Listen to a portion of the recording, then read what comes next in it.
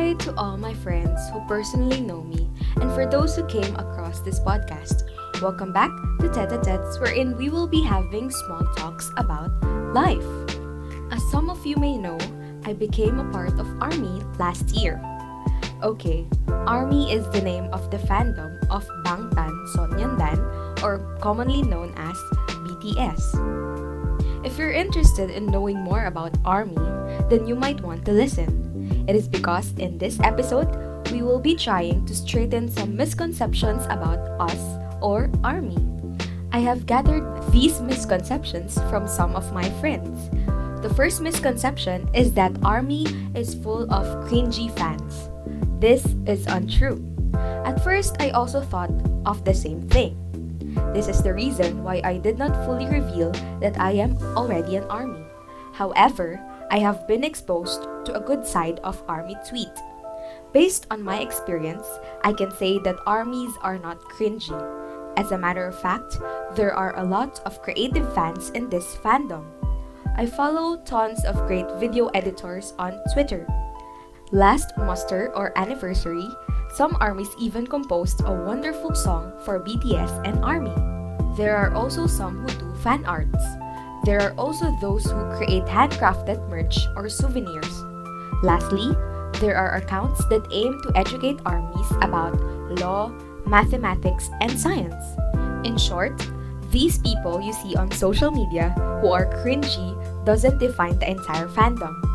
Maybe you are just exposed to the wrong side of the fandom. In short, my stay in the fandom has opened my eyes to the reality that A.R.M.Ys are not totally cringy.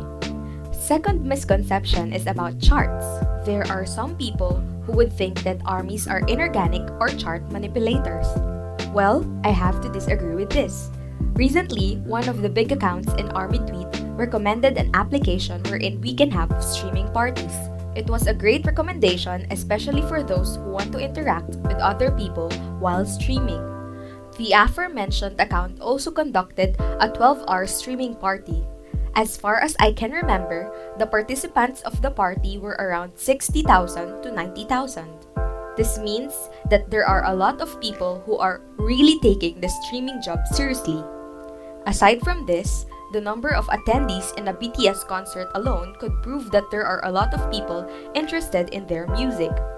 I mean, a single stadium could be filled with 90,000 fans. More importantly, these 90,000 people are those who were able to get a ticket.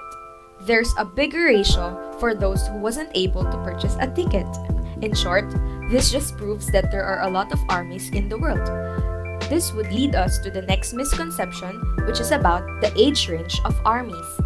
Most people think that A.R.M.Y is composed of teenagers. This is again a misconception. Again, as observed in my experience as an A.R.M.Y, I have witnessed the variations in age of A.R.M.Ys. In one of my recent videos, you have seen that I went to the BTS pop-up store in July. That day, I was able to meet a mother who lived in Rizal. She just recently discovered BTS because of a K-drama actor who was a friend of Jungkook. So while waiting for our turn to enter the store, we really talked about the boys. It is amazing for me to meet a mom who is an A.R.M.Y because it has opened my mind to the reality that A.R.M.Ys aren't just teenagers. To be honest, one of the big accounts for US A.R.M.Ys is led by a mother. She would always remind A.R.M.Ys to stream harder, especially during comebacks.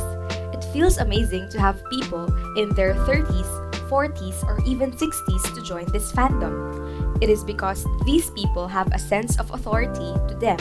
Hence, it is pretty helpful in reminding people about a certain goal.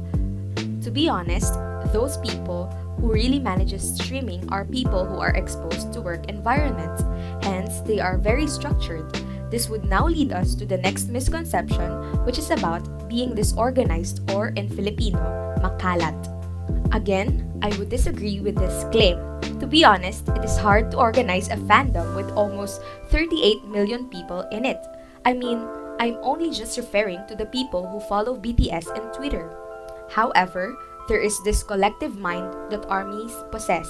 I do not even know how these people think the same, but during comebacks, these people just seem to have one goal in mind.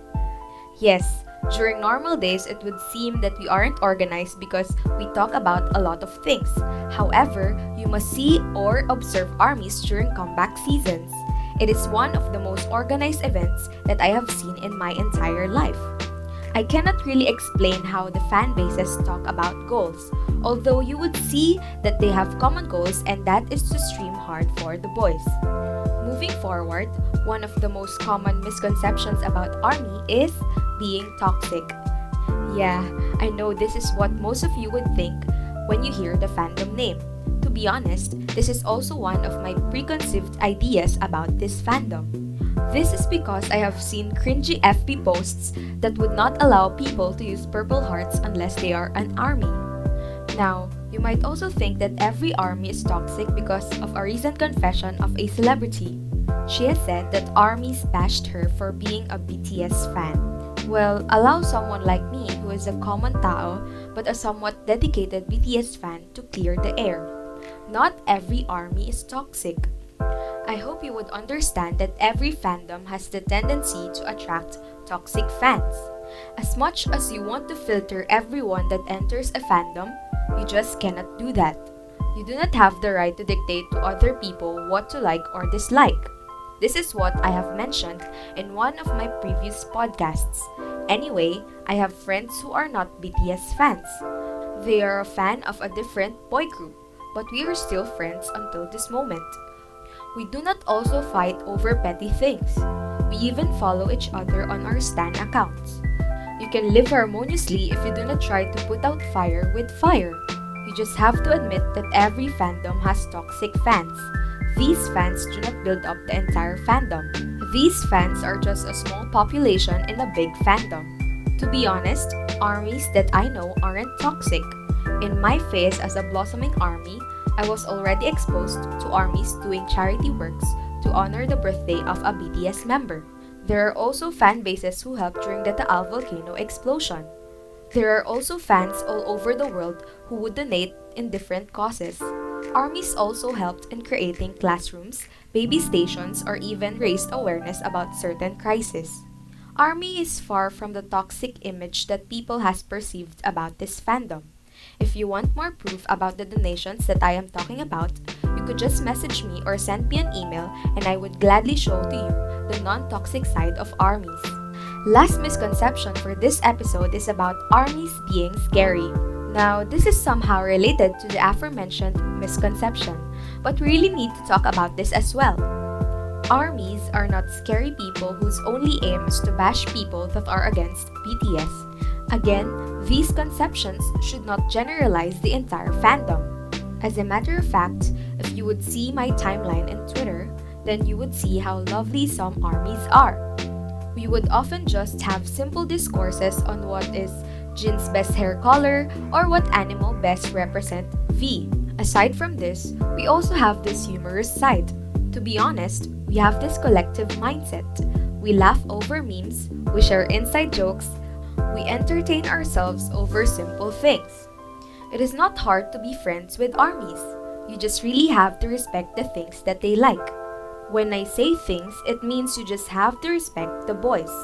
It is okay not to like their discography, but you could respect them as artists. If you do this, you would not see the wrath of ARMYs.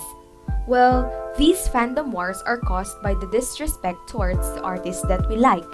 Again, I would like to reiterate the fact that we could not resolve a conflict with violence. You will never see scary ARMYs if you will not try to disrespect the boys. Respect begets respect. Remember that the War of the Four Nations in Avatar only started when the Fire Nation attacked the other nations. Hence, if you start a war, then you would definitely see chaos. Again, never create a spark if you do not like to produce fire. Thank you for making it through this episode. I hope I was able to shed light on the reality that ARMYs are not what you think they are. There are more to this fandom than those preconceived ideas. Do not worry because I think this will not be the last episode that I would be talking about my fandom. I hope you all have a great day. Again, try to look at the problem at a different angle. There, you might find a solution. Hence, change a conception about some people, then you might become friends with them. Padayon, listeners.